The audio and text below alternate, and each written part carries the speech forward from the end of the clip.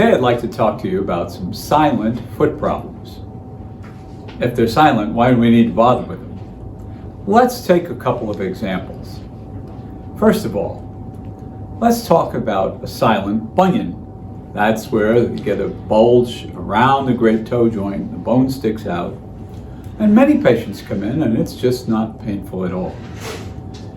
In further examination, however, the bone behind it, the metatarsal bone, may be extremely mobile. And when this occurs, it not uncommonly leads to an overload of the rest of the bones in the ball of the foot and pain in the ball of the foot.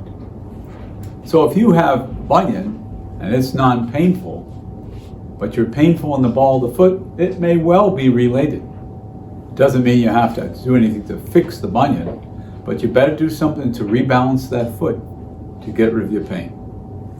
Number two, weakness of tendons on the outside of the ankle, the side away from your great toe joint. Those tendons are called the peroneal tendons, and they're crucial for bringing the weight from the outside of the foot back over the great toe, your big toe, and when you try to push off the ground.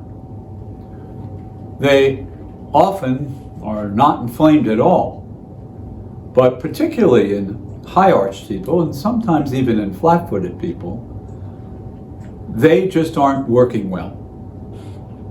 And with computerized analysis, we can see this with weight bearing over that column of the foot longer than we want it to be. So what happens then? What happens is you come down on your heel and you never get to push off your big toe joint, and that can lead to chronic heel pain. Treatment is often aimed at the other side of the arch, supporting the arch to decrease the pain with over-the-counter supports, prescriptive orthotics, physical therapy, and so on. But if those tendons are weak or not functioning at the right moment, you'll never resolve your heel pain. And number three is called functional hallux limitus. Now that's a mouthful. Well, I abbreviate or translate hallux limitus and 𝗙𝗢𝗢𝗢𝗧 to big toe jammus uppus. So what do we mean there? That means your big toe joint doesn't move well when you try to push off the ground. And the truth is, it actually is a jamming of the great toe where it meets the metatarsal bone. Now, you'd think that would hurt. Eventually it may, but in the early stages of this condition, the joint isn't rigid, it's limited to some extent, but non-painful. However, if you come over your foot toward push-off, if that joint doesn't move, it's like running into a doorstop, and that backs up the force anywhere along the links, all the way even to the heel.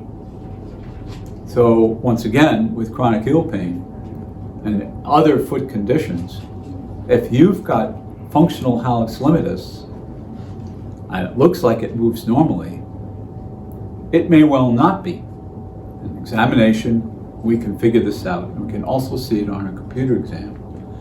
And then we just need to adjust the mechanics of the foot to get you back over your great toe joint and stop overloading the rest of the foot. If you're having foot pain that's not resolving with standard treatments, you may need to look for one of these three silent foot disorders.